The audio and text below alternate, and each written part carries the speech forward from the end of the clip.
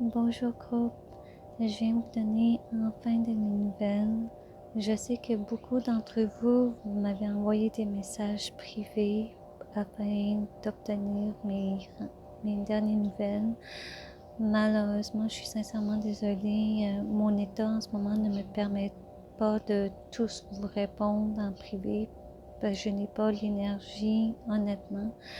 Alors, j'ai décidé de faire cette vidéo pour vous donner mes nouvelles tous en même temps, qui est beaucoup plus facile pour moi. Alors, je vais commencer par vous parler de l'intervention que j'ai eue le 30 juin dernier. Premièrement, je voudrais vous parler de toute l'équipe médicale, toute l'équipe soignante que j'ai eue là-bas.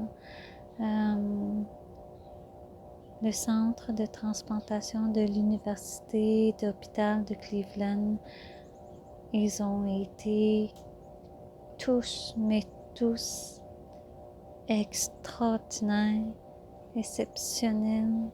Je le sentais, leur dévouement afin d'améliorer ma santé. Ils étaient à l'écoute, ils étaient empathiques. Sincèrement, j'ai par la fatigue en ce moment, les mots me manquent un petit peu, les mots vocabulaire me manquent un petit peu, mais sincèrement, ils étaient tous extraordinaires, sincèrement. Pour l'intervention, ça a été très honnêtement incroyable dans le sens que premièrement, il y a eu énormément de médecins, de chirurgiens lors de mon intervention. Lorsqu'on m'a préparé avant de m'amener en salle d'opération, tous les médecins se sont présentés à moi, puis ils m'ont expliqué leur rôle, qu'est-ce qu'ils allaient faire, puis leur titre. Puis très honnêtement, là, j'ai été étonnée du nombre de médecins spécialistes qui étaient présents avec moi ce matin-là. J'ai pas les mots pour vous décrire à quel point je me suis sentie en sécurité avec eux. Malgré mes inquiétudes que je pouvais avoir pour cette intervention, très honnêtement. Et vous savez, rendue à la salle d'opération, j'ai été un petit peu inquiète et j'ai dit à Dr. Chavin, je l'ai regardé puis je lui ai dit, vous devez tout faire pour que je me réveille afin que je puisse retrouver très bientôt ma famille, retourner chez moi vers ma famille. Et Dr. Chavin, il m'a pris les mains, il m'a caressé mon épaule, puis il m'a regardé droit dans les yeux, même s'il y avait ses masques et tout.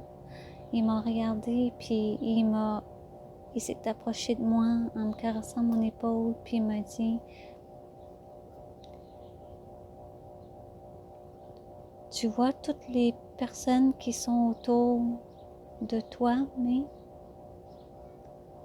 tu as décidé de me faire confiance, tu as décidé de faire confiance à toute l'université de l'hôpital de Cleveland. Ils sont tous là pour toi ce matin. Alors, je te confirme que tu vas te réveiller. Je vais tout faire, nous allons tous faire pour que tu te réveilles, pour que tu puisses retourner prochainement, bientôt, auprès de ta famille au Québec. Quand il m'a dit ça, j'ai eu des frissons partout sur le corps parce que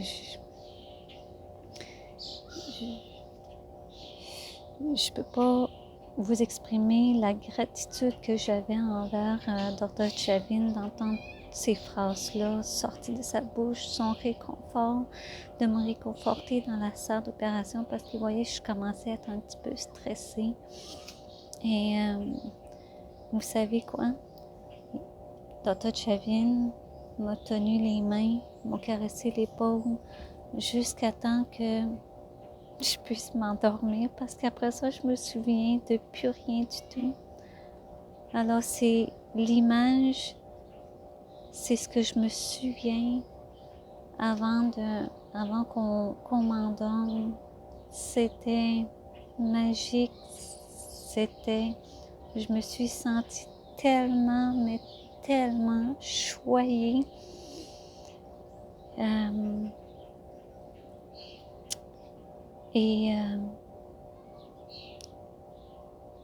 Par la suite, pour vous parler de l'intervention, l'intervention, très honnêtement, a été difficile sur mon corps. J'étais déjà très, très épuisée, rendue à la date d'opération. J'avais pas beaucoup de force. C'était quand même une grande intervention pour moi. Puis, alors, l'intervention a été difficile. Bien sûr, j'ai malheureusement eu des complications. J'ai perdu pas mal de sang durant l'intervention. Ma pression est descendue extrêmement bas. Mais très honnêtement, je m'y attendais, là, mais à ce point-là, peut-être pas.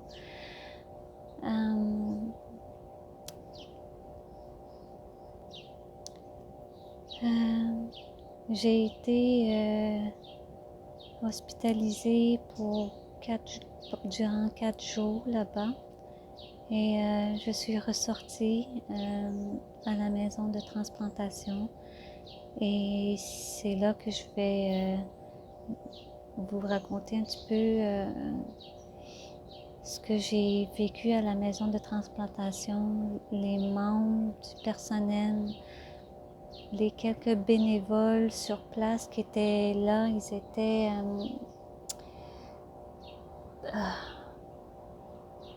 tellement dévoués. C'est incroyable. Ils sont exceptionnels. Ce n'est pas seulement le fait que la maison de transplantation m'a permis ou a permis à des familles d'avoir un hébergement à prix abordable parce qu'on s'entend que aller se faire soigner aux États-Unis lorsqu'on est au Québec, ce n'est pas très commun. Les coûts, ça monte extrêmement rapidement et le fait d'avoir ces maisons de transplantation à prix abordable, ça a été un facteur de stress qui a diminué de moitié, très honnêtement. Et le lieu était tout simplement incroyable. J'étais dans un logement, c'était comme un 4,5.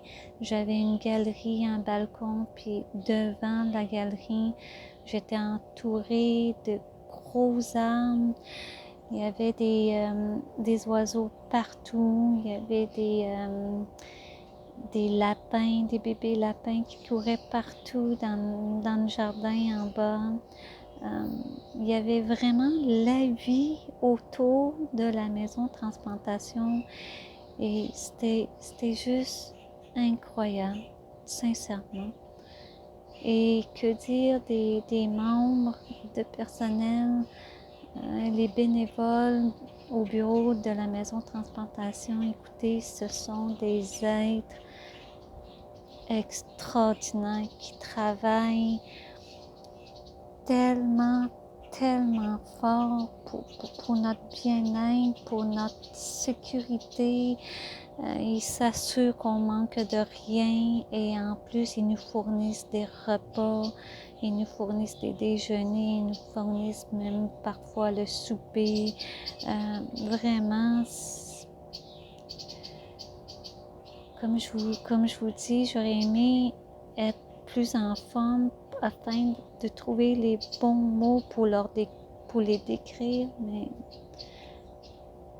ils sont tout simplement extraordinaires, exceptionnels, dévoués, humains, chaleureux, tout simplement. Alors, pour revenir un petit peu à mon état de santé, mon séjour là-bas au niveau médical, je suis sortie de l'hôpital, comme je vous ai dit tantôt, 4 jours après mon intervention. Malheureusement, 2 jours plus tard, on m'a réadmis à l'hôpital parce que je n'allais vraiment pas bien. Ma pression était extrêmement bas et il a descendu en bas de 76. J'étais vraiment pas bien, je vomissais. Et une chance que mon amie Karen, elle était là, honnêtement, parce que pour être franche avec vous tous, au départ, je devais me présenter à Cleveland, subir cette intervention toute seule au départ parce que malheureusement Claude ne pouvait pas venir avec moi parce qu'il devait s'occuper de sa maman ici, puis je voulais pas que ma fille soit toute seule non plus. Alors Claude, c'était impossible pour lui de m'accompagner, puis c'était correct. Et comme je suis une femme qui est habituée d'être indépendante, de tout faire par moi-même, ben très honnêtement, voyager vers Cleveland, subir cette intervention ne me faisait pas peur du tout. Mais très honnêtement, une chance que Karen, elle était là avec moi parce que je sais pas qu'est-ce que j'aurais fait sans elle. Merci mon amie, merci. Je pourrais jamais te remercier assez. Tu étais malade toi-même, ça n'a pas été facile pour toi, mais tu as été là pour moi du début. Merci infiniment. Encore une fois, je tiens à te remercier encore devant tout le monde. Merci infiniment, mon amie Karen. Je t'aime tellement. Et c'est ça, on m'a réhospitalisée par la suite. Le service a été rapide. Karen, elle les a appelés. Elle a expliqué mon état. Puis tout de suite, on m'a demandé que je sois réadmise, qu'on attendait préparer une chambre. Et vraiment, là, c'est un service que je ne suis pas habituée d'obtenir ici. Malheureusement, je dois être honnête. Et je dois le dire, c'était extraordinaire. Rendue à l'hôpital, j'ai eu ma chambre rapidement. J'ai reçu des transfusions de sang, j'ai reçu des transfusions de fer parce que mon taux d'hémoglobine était extrêmement bas. Alors, j'ai reçu les meilleurs soins du monde entier. Très honnêtement, je suis tellement choyée. Et si j'ai pu avoir tous ces soins exceptionnels, ben c'est grâce à vous. C'est grâce à vous tous. Car sans vous, je n'aurais jamais eu les moyens d'aller me faire opérer aux États-Unis. Alors, encore une fois, du plus profond de mon cœur, un immense merci à vous tous. Je pourrais jamais vous remercier suffisamment. Je vous serai entièrement reconnaissante jusqu'à temps que je meure. Merci.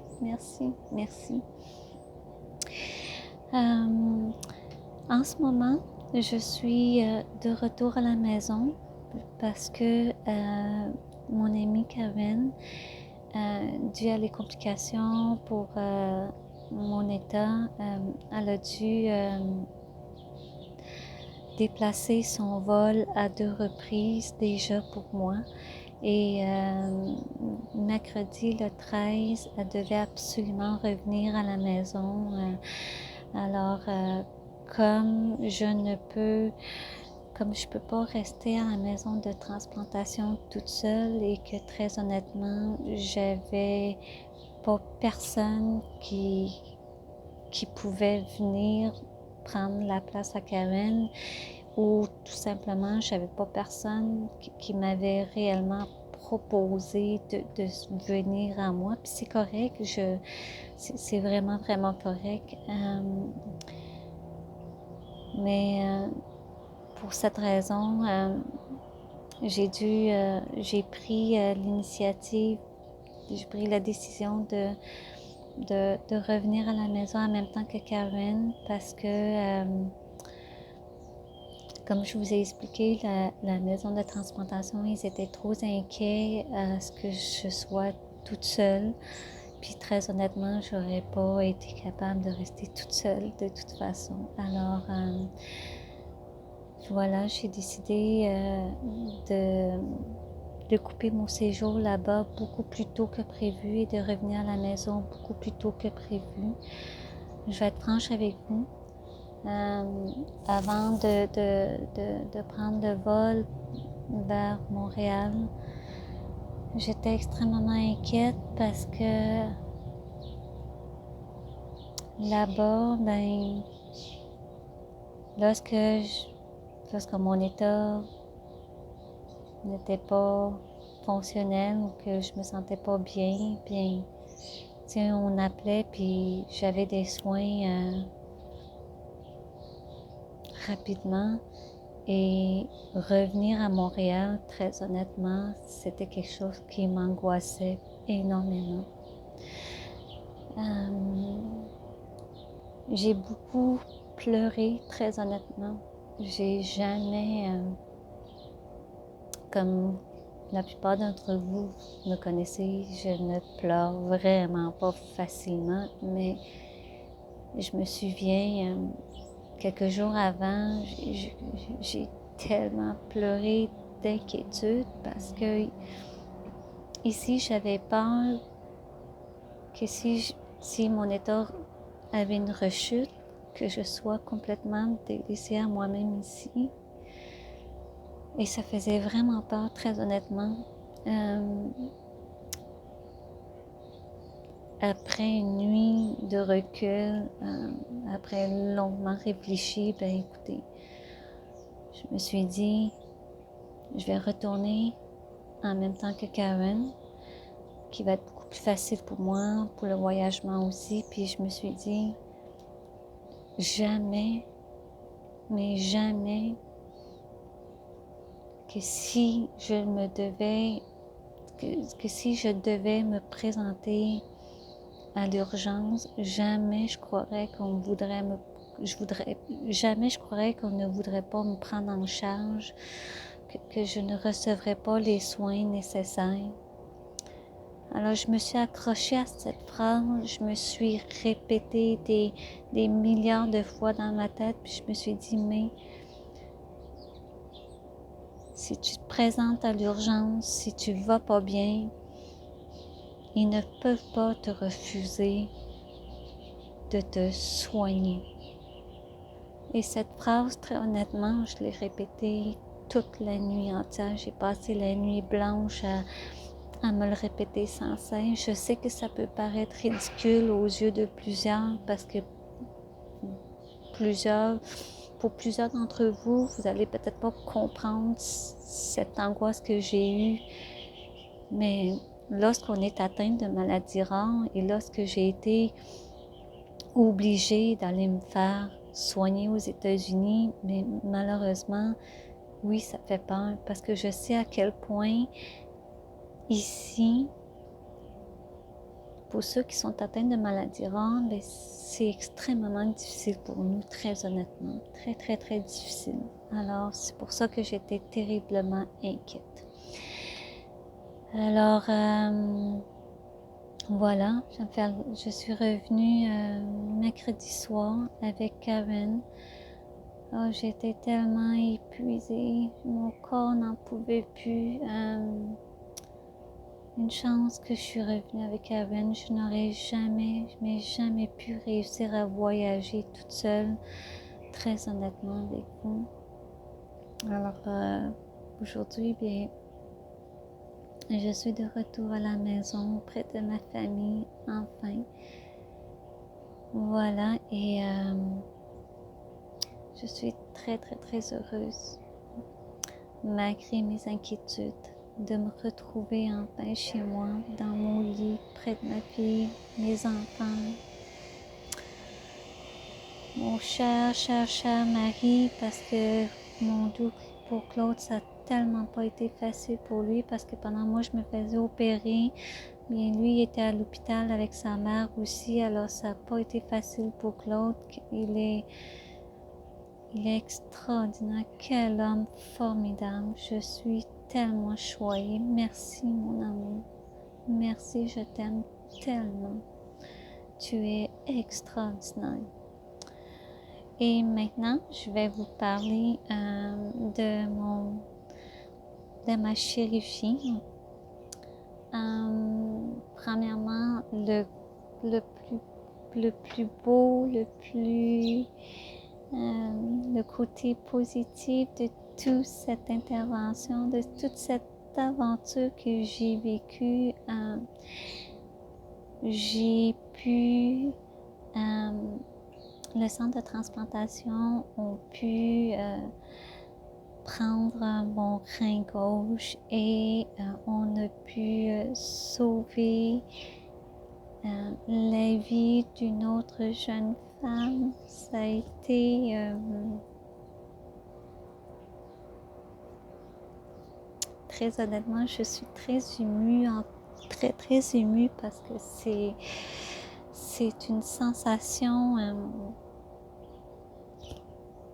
incroyable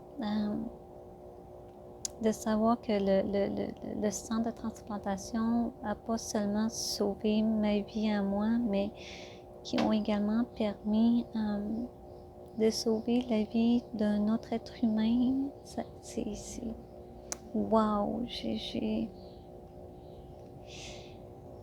encore des frissons sur le corps à tous les fois que je parle de ça. C'est un sujet qui m'émue énormément. Je suis tellement contente que l'équipe a pu greffer mon rein chez une autre patiente. Ça va peut-être pas lui sauver la vie à 100%, cette personne, mais si ça peut améliorer sa qualité de vie ou lui permettre d'avoir quelques mois, quelques années de plus, ben pour moi, c'est déjà incroyable. C'est une sensation de fierté, de gratitude en même temps parce que, tu sais, il y a toujours un côté positif dans tout ce qui se passe dans la vie. Moi, c'est ma façon, c'est ma façon de voir les choses. Et le fait d'être atteint du syndrome de Nutcracker, le fait d'avoir souffert comme j'ai souffert, le fait d'avoir eu toutes ces interventions qui fut un échec, le fait de devoir me battre pendant plus de 5 ans pour recevoir des soins, bien, vous savez quoi, ça aura valu tellement, mais tellement la peine, très honnêtement. Si j'ai pu améliorer la qualité de quelqu'un d'autre, là, c'est... il n'y a pas rien de plus beau. Il n'y a rien de plus beau. J'ai jamais rien fait d'aussi beau. À part la naissance de mes enfants, là, très honnêtement, cet événement, c'est vraiment ce que j'ai vécu de plus émotif dans toute ma vie, honnêtement.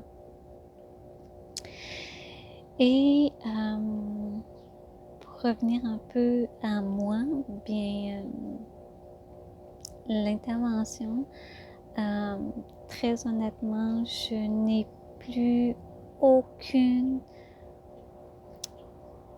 tous les symptômes, tous les douleurs que j'avais au niveau de mon rein gauche, au niveau de mon bas de dos, côté gauche, sont tous partis. Je n'ai plus aucune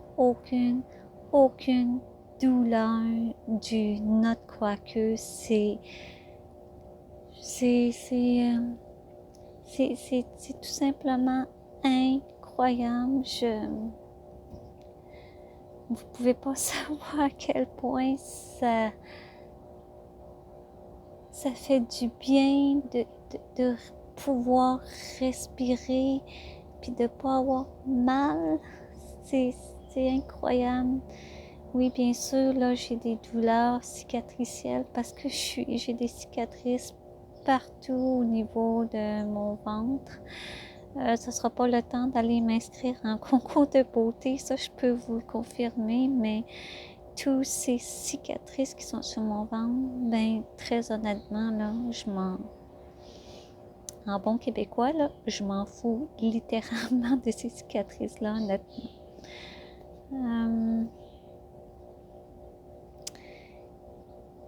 Ouais, les douleurs, les symptômes de syndrome de notre croix-queue ont complètement disparu. Wow! Alors, voilà, couple. Je tenais absolument à venir vous donner de mes nouvelles le plus rapidement parce que je sais vous êtes plusieurs personnes qui m'ont écrit pour avoir mes nouvelles. Je suis vraiment désolée. J'étais pas capable de vous répondre. Puis c'est pour ça que ce matin, j'ai décidé de vous faire cette vidéo afin que vous puissiez tous recevoir mes nouvelles tous en même temps. Et pour finir, j'ai un remerciement très spécial à faire à quelqu'un. C'est à Audrey. À Audrey, pourquoi? Parce qu'Audrey, elle a été là vraiment du début jusqu'à aujourd'hui, à m'encourager, à m'envoyer des messages. Puis lorsqu'elle a su au début que j'étais toute seule, que je m'en allais toute seule parce que j'avais pas personne, imaginez, elle voulait venir avec moi, mais j'ai dit non, Audrey, tu peux pas venir avec moi parce que tu es malade, tu es très malade toi aussi.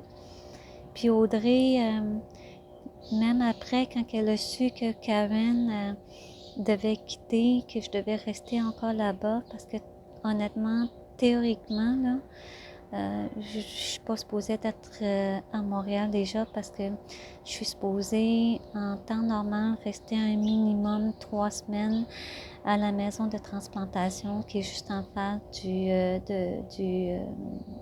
centre de transplantation de l'Université Hospital de Cleveland.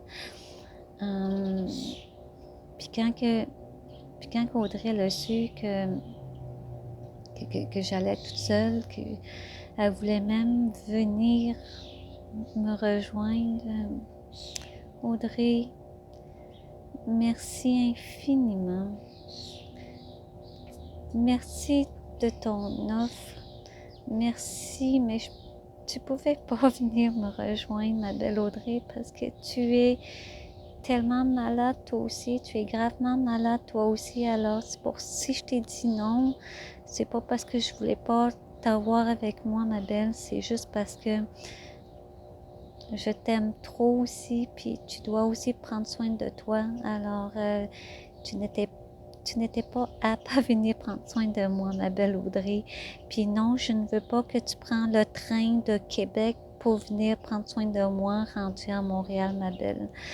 Je vais être correcte, je te promets que je vais être correcte. Puis ici, j'ai ma famille ici, puis si jamais j'ai besoin de quelque chose, je vais essayer de peser sur le bouton « Oser demander de l'aide ».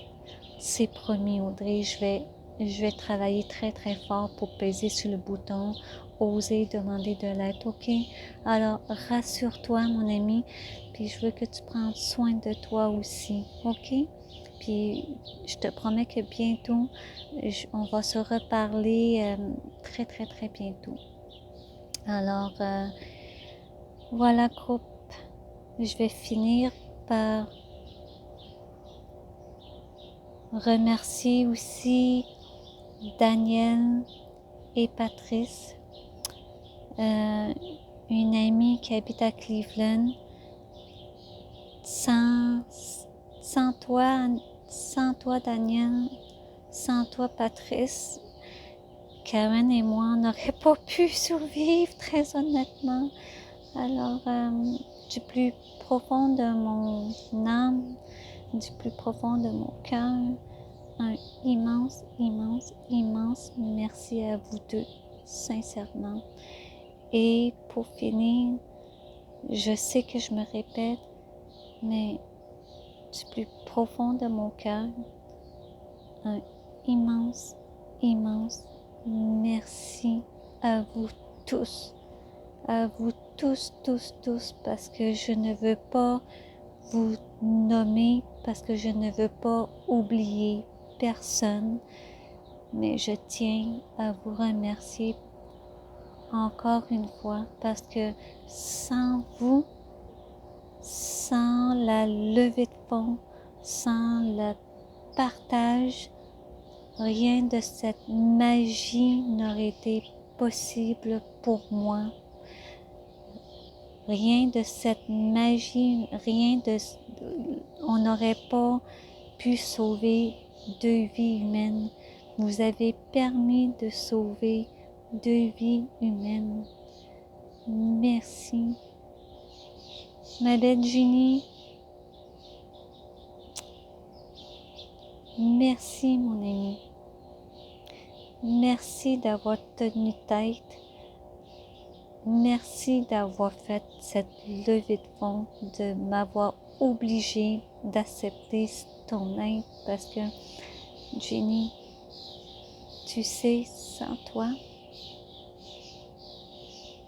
rien de cette magie, rien de cette belle chaîne humaine n'aurait été possible. Alors, du plus profond de mon âme, mon ami, du plus profond de mon cœur, un immense, immense, immense merci. Je t'aime tellement. Je vous aime tous, puis je vais prendre quelques jours pour me reposer, puis je vous promets que je vais revenir vous donner de mes nouvelles prochainement, très bientôt. Je vais mettre aussi des photos, je vais mettre des vidéos afin de vous montrer la magie qui a pu se produire grâce à vous tous. Alors, du plus profond de mon cœur, merci. Puis n'oubliez pas, profitez de la vie à chaque seconde. Savourez la vie à chaque instant. Car la vie est si belle et rien n'est acquis. Tout est un privilège. C'est un privilège d'être entouré des êtres si exceptionnels que vous. Merci infiniment. Merci.